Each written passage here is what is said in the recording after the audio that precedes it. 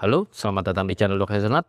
Pernah gak sih teman-teman baru beli beans yang masih fresh roast, waktu dihirup aromanya enak banget, tetapi waktu di brewing ternyata hasilnya mengecewakan. Atau bisa juga ternyata hasilnya enak, tetapi besokannya atau lusa atau 3 hari lagi atau 7 hari lagi waktu teman-teman seduh itu rasanya malah jadi nggak enak. Nggak seperti yang teman-teman rasakan waktu fresh roast. Nah, itu semua ada sains di baliknya. Di sini video kali ini saya akan membahas sains di balik roasting sebuah kopi. Saya akan membahas mulai dari tahap pohon sampai mencapai puncak rasanya. Banyak yang bilang fresh is the best, tapi bagi saya itu tidak berlaku pada kopi. Kenapa?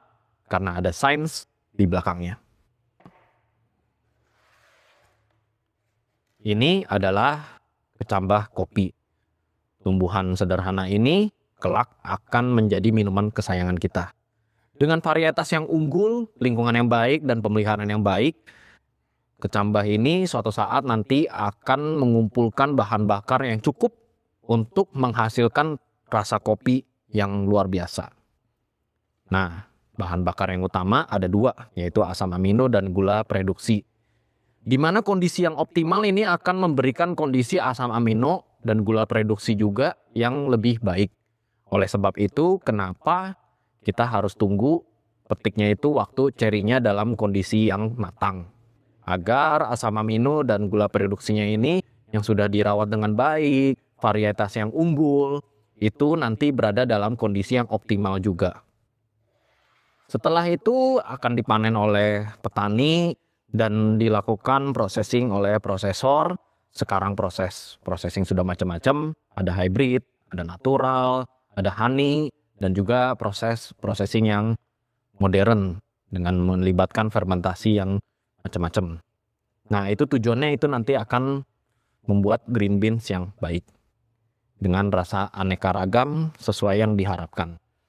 Kemudian green beans ini akan dibeli oleh roaster, kemudian dimasukkan ke dalam roasting mesinnya.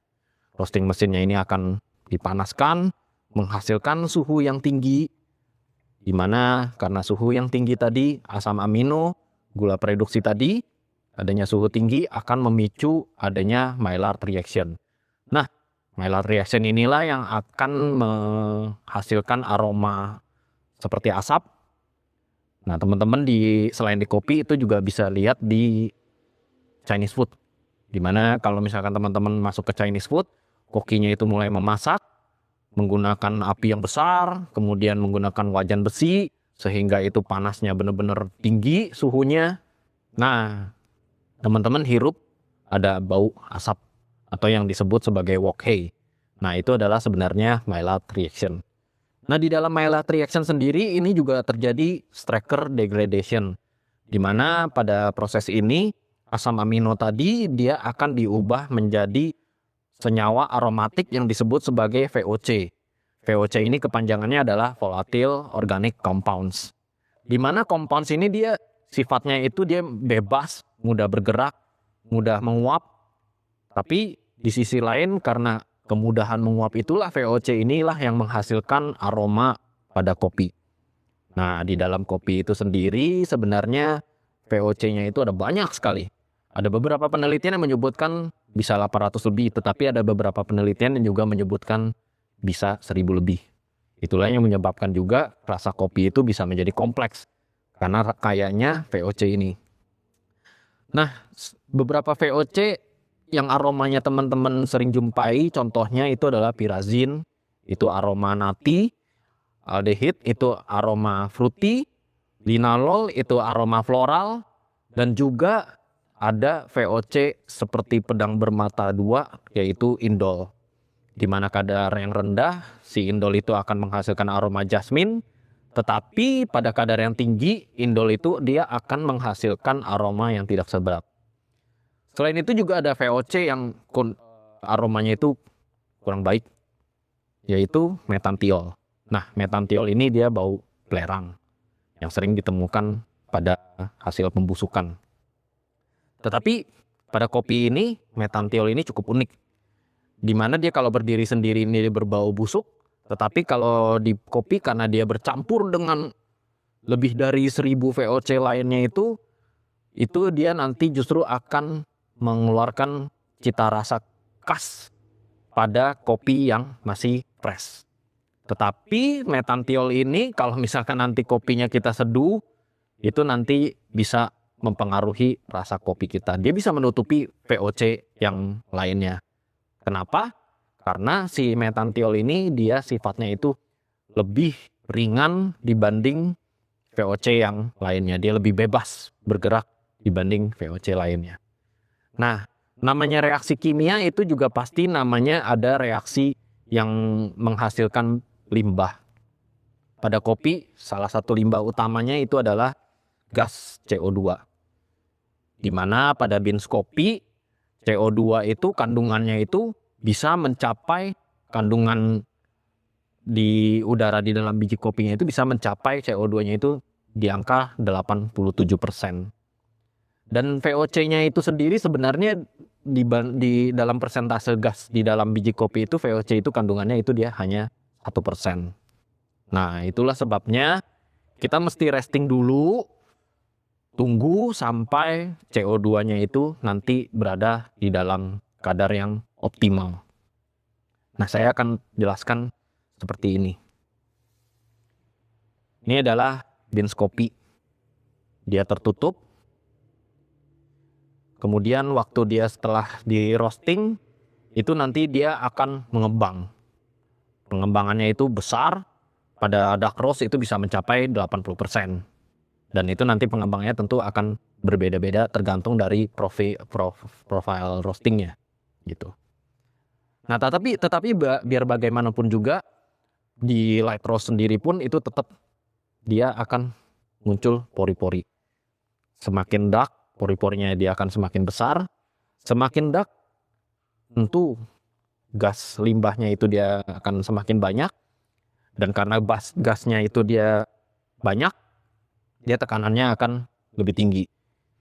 Itulah sebabnya kenapa dark roast dia dengan pori-pori yang besar, tekanan tinggi, kemudian juga gasnya itu banyak, jadi dia lepasnya itu dia lebih cepat.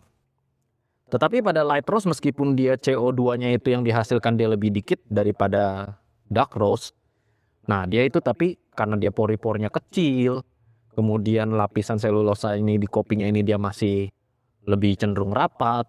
Nah, itu CO2 yang ada di dalam beans kopinya itu dia keluarnya itu harus lebih sedikit ngantri lewat pori-pori yang kecilnya itu.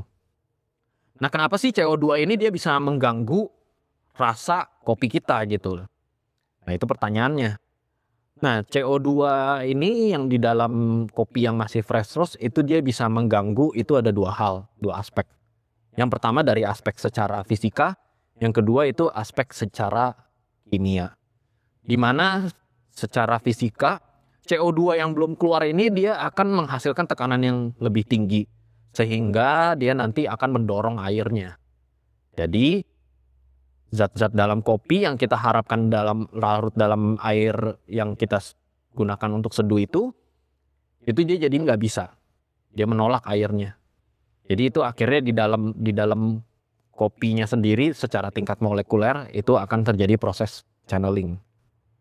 Kemudian yang kedua secara kimia CO2 yang ketemu air yaitu H2O, mereka itu akan bereaksi membentuk karbonat. Nah, itu adalah semacam kalau teman-teman secara umum temukan itu ada di minuman bersoda gitu. Lalu dengan adanya minuman bersoda itulah yang akan menghasilkan rasa kecut di kopinya. Nah, balik lagi ke pertanyaan awal. Teman-teman pernah gak minum fresh roast enak-enak aja kok, tapi nanti pasti setelah beberapa hari itu ada namanya periode yang turun kualitas rasa kopinya. Itu kenapa? Karena di dalam kondisi fresh roast itu nanti dia VOC yang di permukaan sini, permukaan luar, karena dia tekanannya tinggi, itu dia akan keluar meledak dia. Karena tekanannya masih tinggi. Itulah yang membuat kenapa terkadang kopi fresh roast itu dia akan enak. Tetapi itu sebenarnya hanya masking effect. Kenapa teman-teman bisa merasakan enak? Karena kita dalam meminum kopi itu 80% persepsi rasa kita itu dari aroma. 20% itu baru dari lainnya seperti tekstur, kafeinnya dan lain sebagainya. Itu. Jadi dengan adanya masking effect tersebut, meskipun kita minum mungkin kopinya ada rasa sepet, kecut gitu, tetapi dengan masking effectnya itu tercover. Nah, nanti setelah VOC di permukaannya itu habis, yaitu mulai hari kedua, ketiga, mungkin sampai juga 1 minggu gitu bisa. Nah, itu nanti rasanya jadi nggak enak gitu. Itulah sebabnya kenapa saya selalu menyarankan untuk ditunggu fase restingnya. Nah, pertanyaannya begini, kalau gitu kita hancurkan aja beansnya supaya nanti CO2-nya juga keluar. Nah, itu benar. Memang dalam secara penelitian, kalau misalkan kopi dari whole bean kita grinding sampai jadi bubuk, itu CO2 yang keluar itu bisa berkurang sampai 75%. Tapi teman-teman mesti ingat, itu kan tadi tekanannya tinggi. Jadi dia ada daya dorong keluar. Nah, waktu teman-teman melakukan grinding, VOC yang kita harapkan itu juga akan ikut bablas keluar. Gitu. Itulah sebabnya tetap saya mendorong teman-teman untuk menunggu fase resting. Nah, fase restingnya itu jadi berapa lama teman-teman? Ada yang bilang 10 hari, ada yang bilang 14 hari. Tetapi sebenarnya kalau teman-teman mengetahui proses ini, teman-teman udah mulai ada bayangan. Proses resting itu tidak ada yang pasti. Dia bergantung dari kondisi beansnya juga, intake beansnya juga, dari kepadatan beansnya juga. Semakin padat tentu proses degassing, proses keluar CO2-nya itu akan semakin sulit.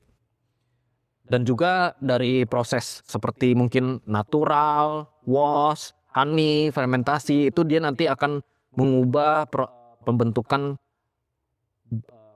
kadar selulosa dengan kadar yang berbeda-beda. Itu juga nanti dia akan mengubah proses restingnya gitu. Jadi kadang-kadang kalau misalkan kopi yang dia proses fermentasi anaerobik segala macam itu, terkadang dia memerlukan masa resting yang lebih lama. Dan juga kopi yang semakin padat dia akan masa restingnya lebih lama. Jadi kalau saya pribadi, saya untuk light roast, untuk manual brewing pour over, kan kita itu kopinya rata-rata light roast, saya akan tunggu sampai 21 hari. Memang sih dalam 21 hari itu mungkin ada kopi yang cukup di resting 10 hari saja. Mungkin ada kopi yang cukup di resting 14 hari saja. Tetapi bisa juga kadang-kadang ada kopi yang tidak cukup kalau cuman hanya 14 hari. Itulah sebabnya saya menunggu sampai 21 hari. Nah, nanti pertanyaan teman-teman begini, kalau gitu misalkan kopi yang harusnya 10 hari cukup, kita tunggu sampai 21 hari, itu jadi basi dong, jadi gak enak dong. Nah, itu jawabannya adalah tidak.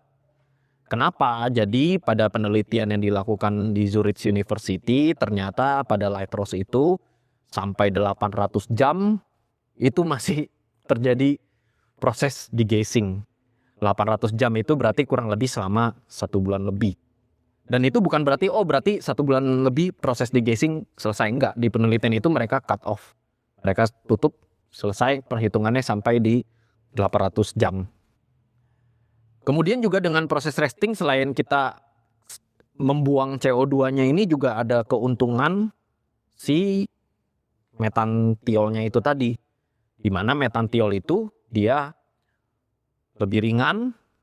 Karena dia lebih ringan, jadi kalau dia masih fresh, kita seduh, itu dia nanti yang pertama nanti masuk ke aroma kita. Jadi kopinya jadi kurang enak. Tetapi keringanannya dia itu juga memberi keuntungan buat kita. Dengan kita menunggu proses resting, dia nanti akan keluar duluan, sehingga nanti pada akhirnya yang tersisa adalah VOC yang kita harapkan. Gitu. Oke, gitu teman-teman. Jadi sebenarnya fase resting ini adalah masalah manajemen waktu, masalah kesabaran kita. Tetapi dengan teman-teman mengetahui dasar sainsnya ini, teman-teman itu nggak perlu takut lagi untuk menunggu fase resting. Oke, gitu aja pembahasan kita kali ini. Stay nerdy, brew better. Bye-bye.